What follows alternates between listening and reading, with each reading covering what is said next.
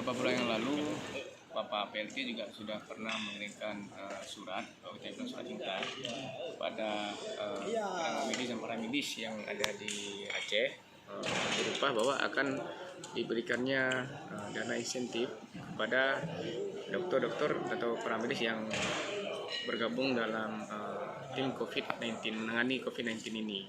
Nah, tapi sampai saat ini sudah 3 bulan lebih, sampai sekarang belum ada sedikit pun yang diberikan kepada mereka. Dan ini sebenarnya sangat dibutuhkan oleh mereka, karena mereka para medis ini dan tenaga medis berjuang di depan, tapi tidak diberikan untuk buat mereka. Pada itu sangat penting, karena selain untuk mereka, untuk keluarga juga, itu juga untuk mereka juga bisa memberi makanan-makanan yang bergizi buat mereka sendiri. Nah, vitamin juga akan dibutuhkan sama mereka, karena COVID-19 ini kan virus, apabila daya tahan tubuh kita bagus, maka akan bisa melawan virus ini.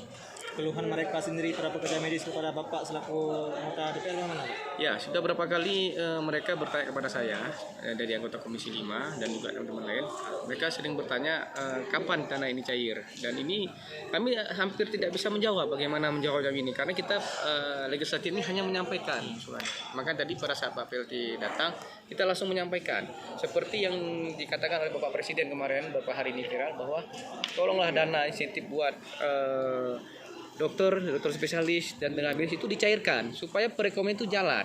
Nah, ada perputaran uang, ekonomi itu perputarannya ada. Dengan adanya dana kan otomatis dokter itu atau tenaga medis kan membeli makanan, membeli minuman, dan membeli vitamin, itu kan berputar gizi putaran ekonominya.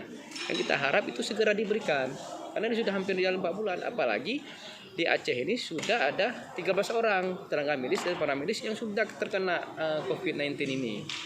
Nah, dikatakan oleh Ketua Komisi 5 bahwa kami sudah beberapa ke rumah sakit rujukan yang ditunjuk oleh pemerintah Aceh, ternyata mereka belum diberikan bantuan dari pemerintah Aceh, kecuali Rumah Sakit Zainal Abidin dan Rumah Sakit Cemupia.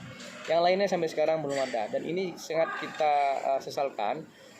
Kenapa tidak diberikan bantuan? Karena pemerintah daerah belum tentu mampu mereka memberikan advokasi dan tempat yang layak buat apabila ada pasien-pasien ODP atau pasien-pasien PDP yang ada di daerah tersebut.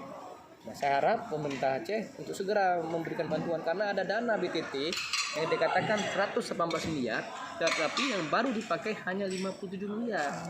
Ini kan masih kita sayangkan, masih banyak sekali sisanya ini. Nah, ini belum lagi dari dana refocusing lagi yang 1,7 T itu.